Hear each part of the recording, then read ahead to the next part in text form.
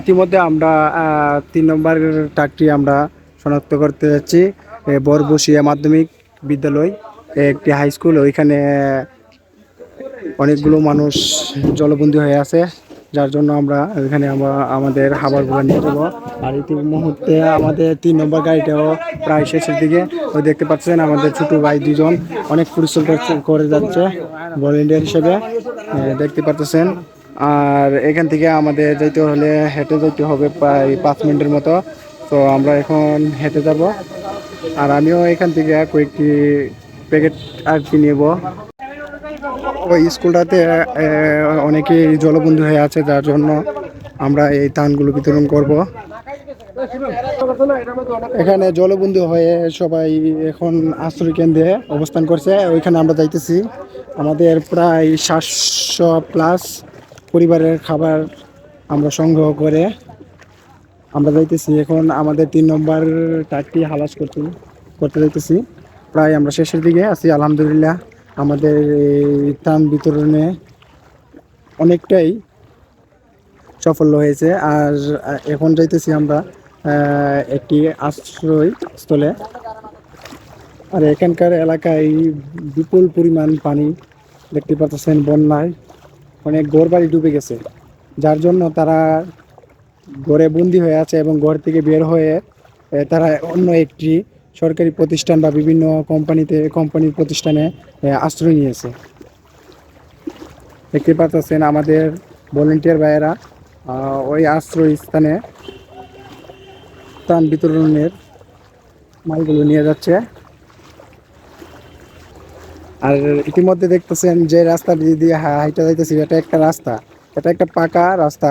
এর মধ্যে প্রায় কমর পরিমাণ পানি রয়েছে আর প্রচুর পরিমাণ স্রোত রয়েছে আর কি। দেখতে পাচ্ছেন ইতিমধ্যে একটি ছেলে হেঁটে গেল, অনেক পরিমাণ পানি। আর স্কুলটা প্রায় 5 মিনিটের মতো হেঁটে যেতে হবে আর কি। আমাদের ভলান্টিয়ার ভাইয়েরা সবাই এই ত্রাণগুলো মাথায় কাঁধে যে যেভাবে হোক, যে যেভাবেই পারতেছে নিয়ে যাইতেছে আর কি। আর এখন যারা বন্যাদের মধ্যে ত্রাণ বিতরণ করতে চান, তারা অবশ্যই একটি করে নৌকা বা একটি স্পিডবোট নিয়ে আসবেন সঙ্গে করে, তাহলে আপনাদের এই ত্রাণগুলো বিতরণ করতে খুবই সহজ হবে। আর এখনকার ত্রাণ যদি বিতরণ করেন, অবশ্যই মেডিসিন জাতীয় জিনিস মানে ওষুধগুলো নিয়ে আসবেন।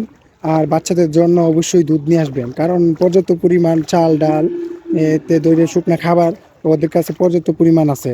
কিন্তু আমরা ইতিমধ্যে জানতে পারলাম অনেকের কাছে ত্রাণ দিতে গিয়ে যে বাচ্চাদের যে 0 থেকে 6 মাসের বাচ্চাদের দুধ কিংবা বিভিন্ন ধরনের খাবার ওদের কাছে নাই। দর্শক, ইতিমধ্যে আমাদের সহযোগিতার জন্য এই অর্থ এলাকার মুরব্বীরা আমাদেরকে সাহায্য করতেছে। আর এর সাথে দেখতে পারতেছেন বিপুল পরিমাণ পানির কারণে ওই যে ঘরে বন্দি হয়ে আছে অনেকে, ইচ্ছে থাকা সত্ত্বেও বের হতে পারতেছে না তারা। অনেক কষ্টকর একটি বিষয়।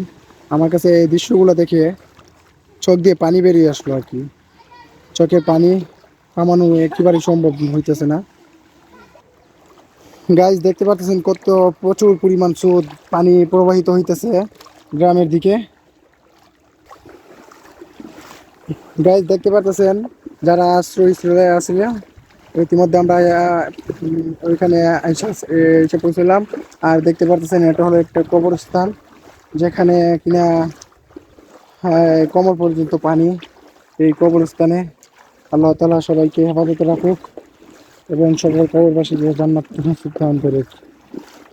আমার অনেক ক্লান্ত লাগতেছে, অনেক দূর প্রায় 6 থেকে 7 মিনিট পথ হেঁটে আসছি আরও পানি দিয়ে। এটা কোনোভাবেই সম্ভব না, আরও অচেনা একটি পথ। আর এদিকে যে পানির স্রোত, এভাবে যদি পানি বাড়তেই থাকে তাহলে তো তাদের ঘরবাড়ি চাল পর্যন্ত ডুবে যেতে পারে। আর আজকের আমার এই ভিডিওটা যারা দেশ এবং দেশের বাইরে থেকে দেখতেছেন, তারা অবশ্যই শেয়ার করে দিবেন এবং এই ভিডিওটা দেখে যদি ভালো লাগে অবশ্যই লাইক করুন, শেয়ার করবেন। আর অবশ্যই ওদের জন্য দোয়া করবেন যারা বন্যায় কবলিত আছে। সবার জন্য দোয়া করবেন যেন অত শীঘ্রই এরকম একটি মহামারী বিপদ থেকে উদ্ধার হতে পারে আর কি। তো যে যে স্থান থেকে আসবেন সেই অবস্থান থেকে এই সাহায্যের হাতটা বাড়িয়ে দিবেন এবং সহযোগিতা করবেন। ইতিমধ্যে আমাদের ভলেন্টিয়াররা সবাই এই আশ্রয়স্থলে এসে বসেছে।